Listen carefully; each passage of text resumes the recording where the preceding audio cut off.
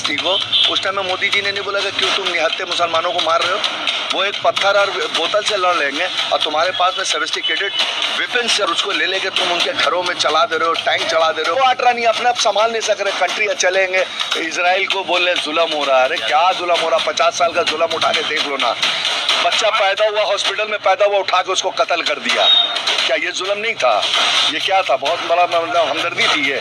Hospital में जाके क्या उसको तलवार के जरिए से उसको क्या केक काट काट के उसको खिलाया जा रहा था या उसका गर्दन काटा जा रहा था? पे आपके आग लग रही है, अपने घर को आप देख रहे नहीं है, सामने में आपके समझ जो जुल्म हो रहा है, बगल में हो रहा है, उसको आप नहीं देख रहे हैं। मगर ऊंट की गर्दन लंबी करके आप बता रहे हैं कि फलस्तीन के अंदर में टेररिज्म हो रहा है, इजराइल में टेररिज्म हो रहा है, तो आपको वहां का नजर आ रहा है। और देश की औरतों की इज्जत लूटी जा रही है, नंगा कर करके उनको उनके इज्जत की तार तार हो रही है, उसके बारे में आप ट्वीट नहीं करते हैं। यही मुसलमान मोदी जी को बहुत अच्छे लगते हैं। दुबई के मुसलमान, कतर के मुसलमान, सऊदी के मुसलमान जब आते हैं तो ये मोदी जी झुक कर उनको प्रणाम करते हैं और अच्छा से साइन करा के उनसे चंदा ले लेते हैं, तो उस टाइम में वो मुसलमान अच्छे लगते हैं। तो आज से नहीं, 50 साल से फलस्तीनी जो हैं जुल्म सह रहे हैं, और ऐसा वैसा जुल्म नहीं सह रहे हैं, उनके साथ में बेदर्दी से उनके साथ में हुआ जा रहा है। नए बच्चे पैदा होते हैं तो हॉस्पिटल में उसको मार दिया जाता है, औरतें चल रही है तो औरतों का बुरखा नोचा जाता है। यही इजरायली जो है जुल्म करके रखा।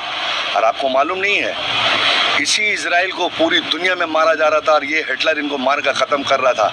यही फ़लस्तीनी ने अपनी जगह देकर इनको पनाह दी थी।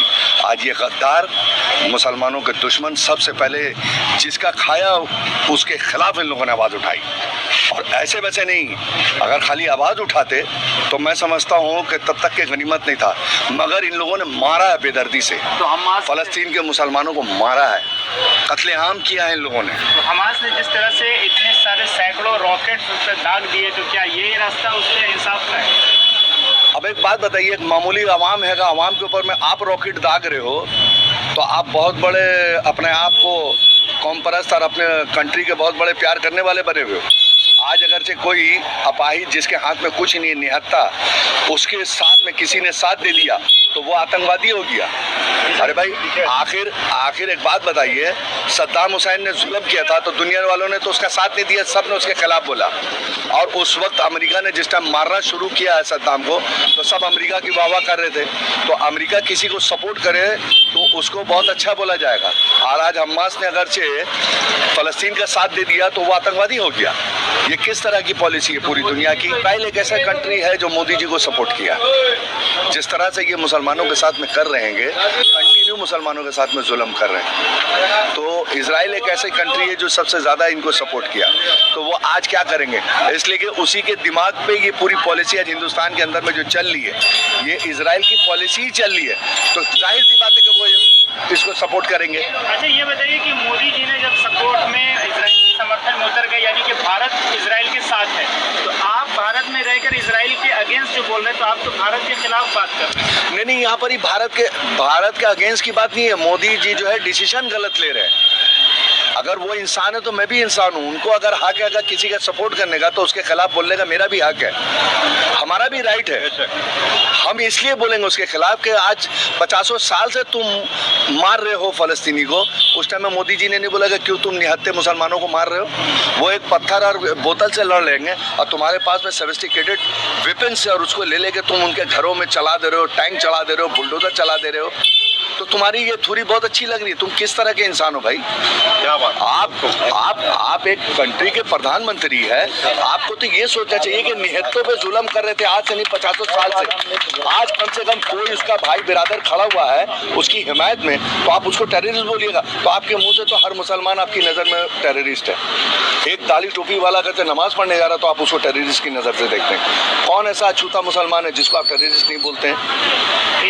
आप मार रहे हैं। आप हिंदुस्तान के अंदर में मुसलमानों के साथ में शोभा यात्रा के नाम से मस्जिदों में घुसे जा रहे हैं, मार रहे हैं, कत्लेआम कर रहे हैं, जुल्म कर रहे हैं, तो वो आप पता अपना हक अदा कर रहे हैं। अब मुसलमान खड़ा होकर अगर से खाली उंगली उठाता है तो उसकी मस्जिद तो छोड़ो, उंगली तो छोड़ो, उसके खानदान को खत्म कर दे रहे, उनका घर बुलडोजर से उड़ा दे रहे। तो आपको तो इजराइल की पॉलिसी पसंद आएगी, इसलिए कि इजराइल भी तो फलस्तीनी के साथ में यही कर रहा है क्योंकि वो मुसलमान है। अच्छा, यही मुसलमान मोदी जी को बहुत अच्छे लगते हैं। दुबई के मुसलमान, कतर के मुसलमान, सऊदी के मुसलमान जब आते हैं तो ये मोदी जी झुक कर उनको प्रणाम करते हैं और अच्छा से साइन करा के उनसे चंदा ले लेते हैं। क्या बात। तो उस टाइम में वो मुसलमान अच्छे लगते हैं, उस टाइम में ये मुसलमान बहुत अच्छे लगते हैं, क्योंकि मोदी जी को जो लिफाफा देगा, जो मोदी जी को लिफाफा देगा तो वो मोदी जी की नज़र में अच्छा रहेगा। आखिर और भी तो बहुत सारी पार्टियां, वो तो नहीं बोल रही कुछ, वो अपना खामोश है, अपनी अपनी कंट्री का मामला। आप काहे के लिए इतना इंटरेस्ट ले रहे हैं, मजा ले रहे हैं? आप ये दिखाना चाह रहे हैं कि हिंदुओं को खुश करो, फलस्तीन को, मुसलमानों को गाली दे के हिंदुओं को खुश करो। 2024 के इलेक्शन इसी बहाने से शायद जीत जाए इजराइल के झमेले से।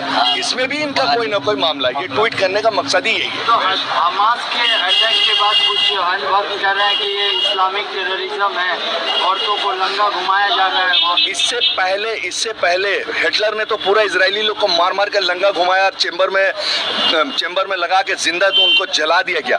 वो सब बातों का आप काहे नहीं जिक्र कर रहे हैं? हिटलर ने जो मारा था, आज मुसलमान अपना बदला ले रहे हैं तो आप उसको बोल रहे टेररिस्ट। ये किस तरह की पॉलिसी है?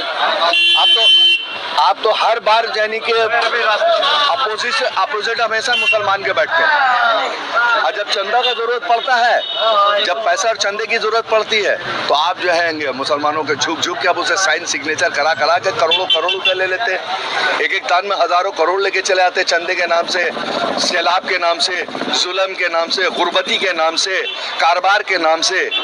अब मुसलमानों का जितना कारोबार था यहाँ कल इंडिया के अंदर में, सबको मुसलमानों को चौपट कर दिया। आपके हिसाब से सही किया?